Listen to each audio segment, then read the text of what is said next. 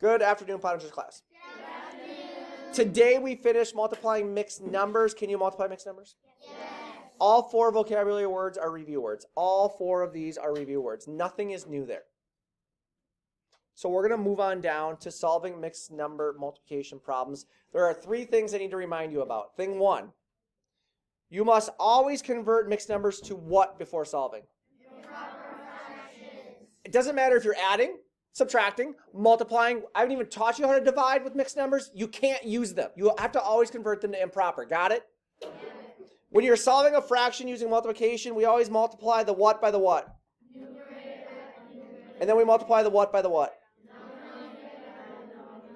And using this little threat here, or sometimes you hear your parents say, don't you dare even think about what? Right, Solomon? Right, Will? Right. All right, so this is how simple this is. I have 2 fractions here. Do they have common denominators?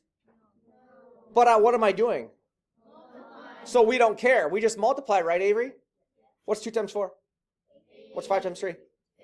I should all be up on the screen. Okay, the next one, we have 1 2/3 times 2 1/4. See that? Yes.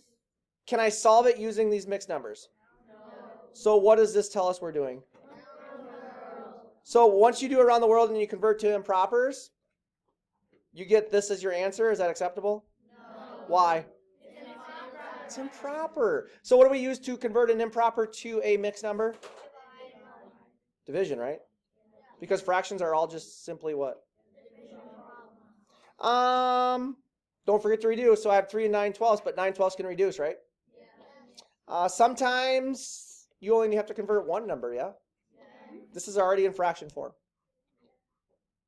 Okay, last thing. Here's my division problem. 36 is my divisor. 1083 is my dividend, okay? 36 does not go into 1, so I put a 0. 36 does not go into 10, I put a 0, right? 36 goes into 108 3 times. 3 times 36 happens to be 108. If I subtract, I get 0, yeah? I bring down the 3. Does 36 go into 3? No. Is the problem done? No. What do I need to put up here then? It has to have, you have to put a 0 up there, yes? It's just like another place value holder, yeah? 0 times 36 is 0. What's left over? 3. Is there anything left to bring down? No. Problem is now done once you write your mixed number and reduce, right? Good?